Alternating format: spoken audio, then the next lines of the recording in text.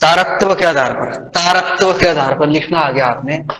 तारकत्व के आधार पर, आधार पर व्यंजन के, व्यंजन के भेद मैंने कल भी बताया था आपको।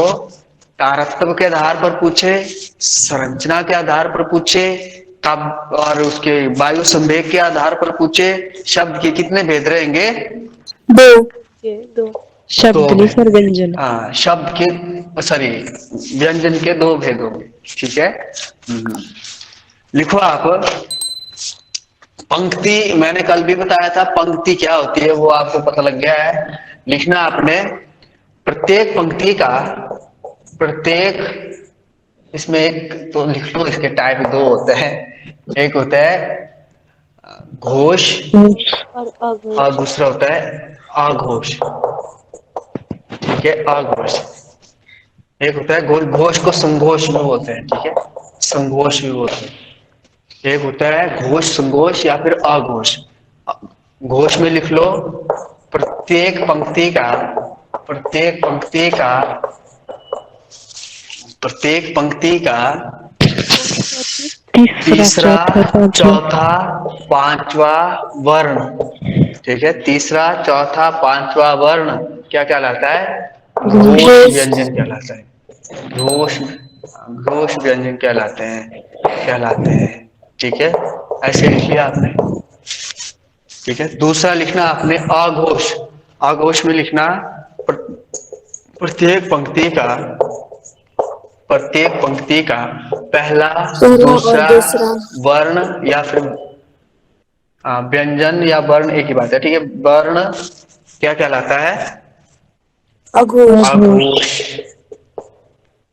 कहलाता है। ठीक है, अब पंक्ति कौन सी हुई? क, ख, ग, घ और ड़, ये पंक्ति है।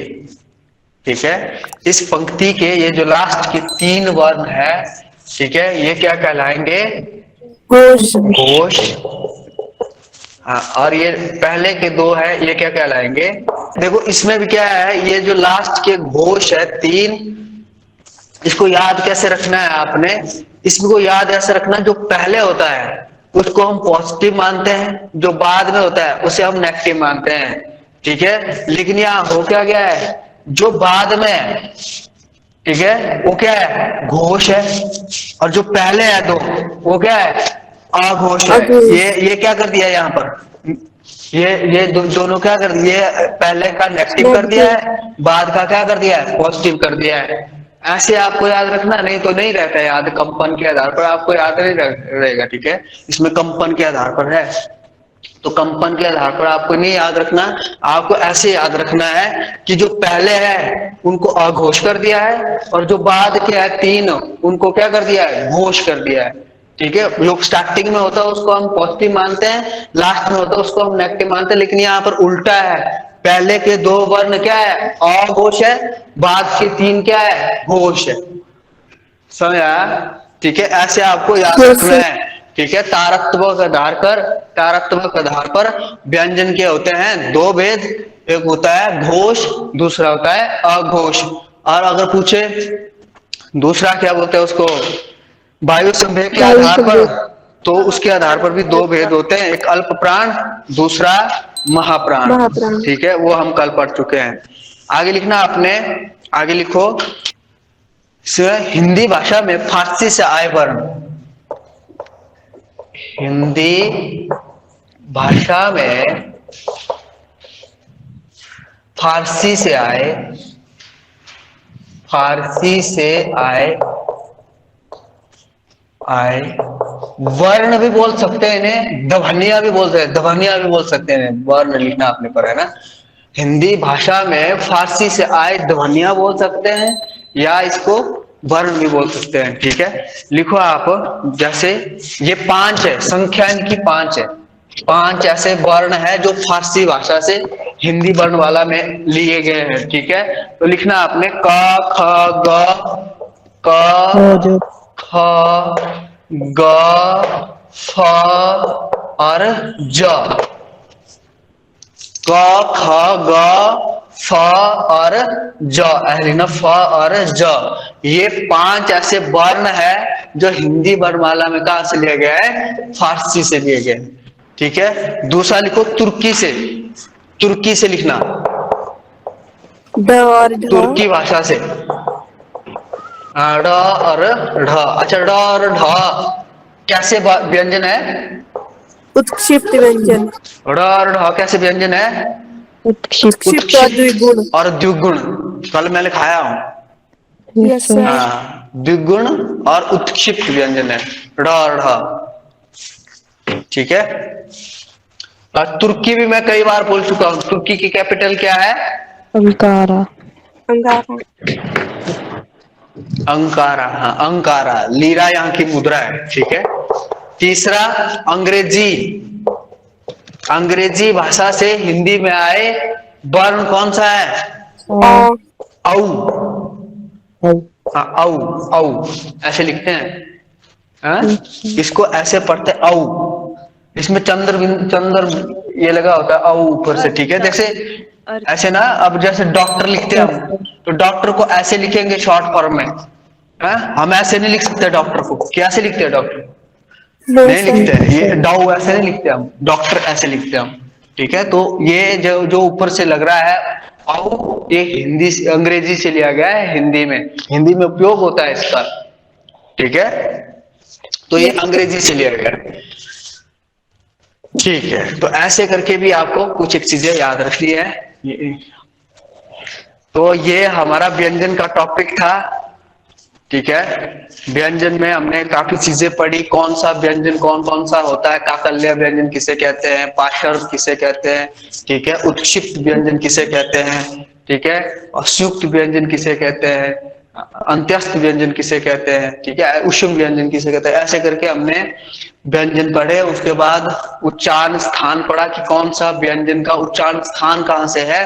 उसके बाद ये सब चीजें, उसके टाइप्स पढ़े हमने। ठीक है, तो व्यंजन हो गया। देखो, अभी तक हिंदी में अभी तक हमारे टॉपिक हो गए। ठीक है, एक पहला टॉपिक पढ़ा हमने हिंदी का विकास। ठीक है, अब दूसरा टॉपिक पढ़ा हमने स्वर। तीसरा टॉपिक अभी पढ़ा हमने व्यंजन। ठीक है, अब पढ़ा हमने मुख से निकलने वाली प्रत्येक सार्थक ध्वनि को क्या कहते हैं? स्वर कहते हैं। ठीक है, मुख से निकलने वाली प्रत्येक सार्थक ध्वनि को क्या कहते हैं? स्वर कहते हैं। स्वरों की सहायता से जो बोले जाए उन्हें क्या कहते हैं? व्यंजन कहते हैं। ठीक है, ठीक है, ऐसे पढ़ा था हमने। आगे अब पढ़ेंगे हम वर्णों के ऐसे लिख सकते हैं आप, लिखो, वर्णों के सार्थक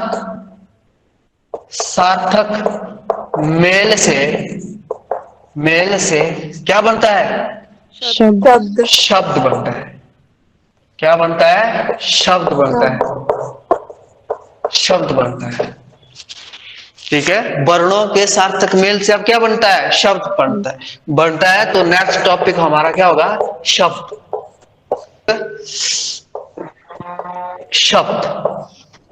ठीक है, ऐसे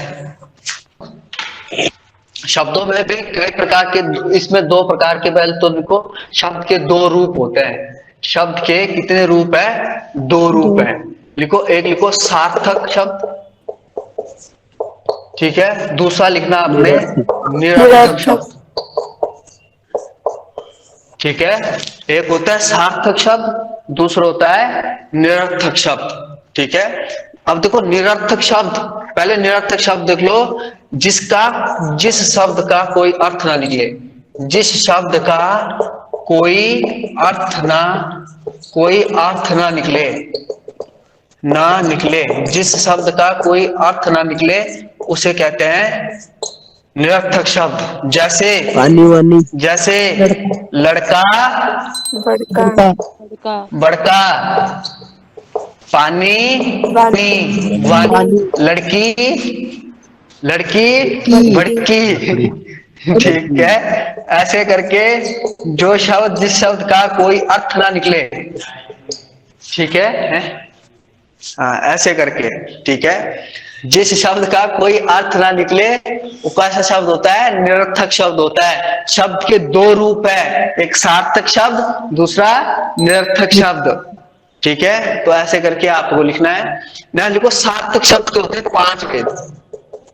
सार्थक शब्द के कितने भेद होते हैं? 5 भेद होते हैं। एक एक करके लिखना आपने, रचना के आधार पर, दूसरा लिखो अर्थ के आधार पर, तीसरा लिखो उत्पत्ति के आधार पर, उत्पत्ति के आधार पर, अर्थ के आधार चौथा पर, लिखो काव्य शास्त्र, हाँ, और प्रयोग, अर्थ, काव्य शास्त्र, हाँ ठीक है, काव्य शास्त्र के आधार पर और प्रयोग के आधार पर, प्रयोग के आधार पर, ठीक है।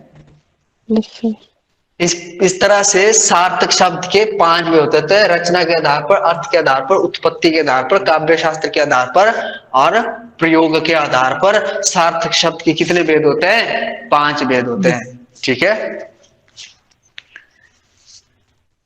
ठीक है, सबसे पहले हम पढ़ेंगे इसमें रचना के आधार पर, ठीक है। सबसे पहले हम किसके आधार पर पढ़ने वाले हैं? रचना के आधार पर। रचना के आधार पर लिखो आप, रचना के आधार पर शब्द के भेद लिखना आपने। 3 भेद होते हैं, ठीक है, लिखो रचना के आधार पर शब्द के कितने भेद है? 3 भेद होते हैं, ठीक है। रचना के आधार पर शब्द के 3 भेद होते हैं। नंबर 1 लिखो आप रूढ़ि रूढ़ शब्द, शब्द, नंबर 2 लिखो आप योग रूढ़, योग रूढ़, तीसरा यौगिक, यौगिक शब्द, ठीक है। ये रचना के आधार पर शब्द के 3 भेद है, रूढ़ि शब्द, योग रूढ़ और यौगिक। रूढ़ में लिखो जिस शब्द के जिस टुकड़े शब्द ना हो, के टुकड़े ना हो, जिस शब्द के सार्थक टुकड़े ना हो, ऐसे लिखो सार्थक टुकड़े ना हो, जिस शब्द के सार्थक टुकड़े ना हो वो है रूढ़ि शब्द। दूसरा लिखो जिस शब्द का विशेष अर्थ निकले, विशेष अर्थ निकले, ठीक है। नेक्स्ट लिखो यौगिक, जिस शब्द के सार्थक टुकड़े हो, सार्थक टुकड़े हो, ठीक है। ऐसे करके रूढ़ि शब्द, योग रूढ़ और यौगिक, ठीक है। अब एग्जाम्पल लिखो ऐसा, रूढ़ि शब्द कौन कौन से हुए? जैसे कलम, नमक, कल, ठीक है, जैसे नमक हो सकता है, ठीक है। जैसे बहुत सारे ऐसे शब्द होते थे, जैसे कलाम हो सकता है, ठीक है, जैसे गमन हो सकता है, ठीक है। बहुत सारे शब्द है जिनके टुकड़े करने पर उनका सार्थक टुकड़े नहीं होंगे। जैसे आप कलम, कलम ले लो, कलम, ठीक है, कल जमा म, तो इसके देखो दोनों साइड पे सार्थक टुकड़े नहीं हो रहे हैं, ठीक है। कलम के दोनों साइड में सार्थक टुकड़े नहीं हो रहे हैं, ठीक है। ये देखो अगर इसको कल जमा म लिखो, चाहे क जमा लम लिखो, कोई सेंस नहीं बन रही है इसकी, दोनों साइड पे सार्थक टुकड़े नहीं बन रहे, तो कौन सा शब्द है? रूढ़ि शब्द। बाकी जितने भी शब्द यहाँ पर लिखा है इन सब के टुकड़े नहीं होते सार्थक, तो कौन से शब्द होंगे? रूढ़ि शब्द होंगे, ठीक है। आगे देखो आप योग रूढ़ शब्द। योग रूढ़ शब्द वो शब्द होते हैं जिसका कोई विशेष अर्थ निकलता है, जैसे पंजाब, जिसका कोई विशेष अर्थ निकलता है, जैसे लंबोदर, पंकज, पंजाब, त्रिनेत्र, ठीक, बहुत है, ठीक, पंचानन, चतुर्भुज, दशानन, है ना, चतुरानन, ऐसे करके बहुत सारे शब्द है जिनका क्या निकलता है? विशेष अर्थ निकलता है। जैसे पंजाब 5 नदियों की भूमि, ठीक है, जैसे त्रिनेत्र, तीन नेत्र हो जिसके, कौन होता है? शिव जी। ठीक है, लंबोदर, लंबा जिसका उदर है, कौन है? गणेश। ठीक है, पंकज, कीचड़ में उगने वाला फूल, कमल इसका अर्थ होता है। ठीक है, तो ऐसे करके इन सब का क्या है? विशेष अर्थ है, तो योग रूढ़ हो गया।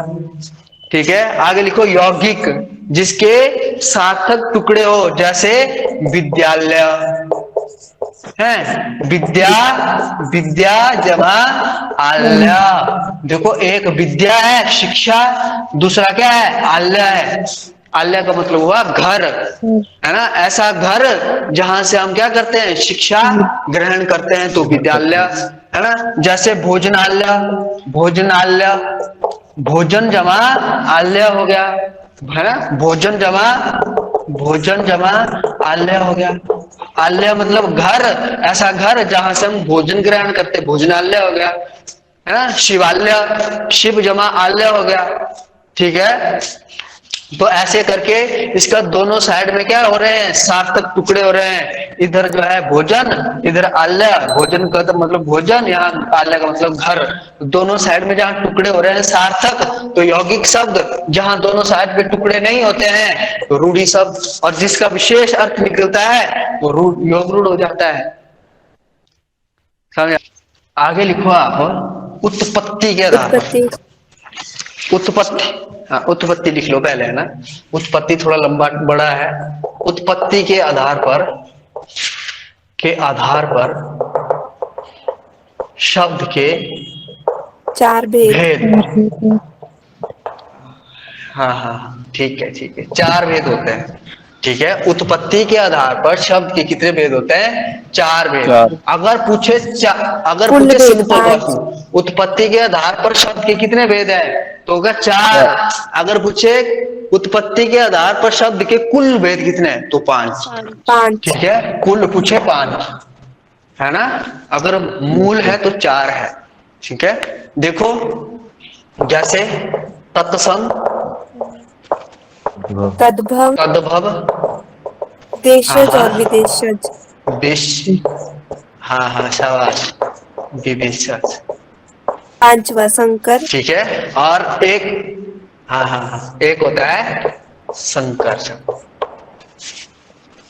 ठीक है, ये संकर एक्स्ट्रा है, इसको हिंदी में उतना पढ़ा नहीं जाता, मेन ये 4 ही होते हैं। ठीक है, तो संकर शब्द पढ़ना हमने सबसे पहले संकर ही लिखो। ठीक है, संकर शब्द किसे कहते हैं? ठीक है जी, 2 अलग स्रोतों से, अलग स्रोतों से आए शब्द आपस में मिलकर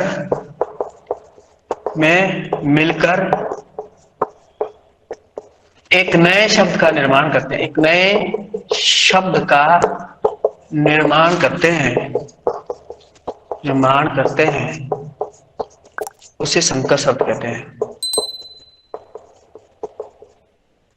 ठीक है, देखो, आपको 1 वर्ड सब्स्टिट्यूशन मतलब वाक्य के लिए एक शब्द में भी ऐसा पूछा जा सकता है कि 2 अलग स्रोतों से आए शब्द जब आपस में मिल जाएं, कौन सा शब्द बनता है निम्नलिखित में से? तत्सम, तद्भव, देशज, संकर। क्या करेंगे आप? संकर शब्द। ठीक है, जैसे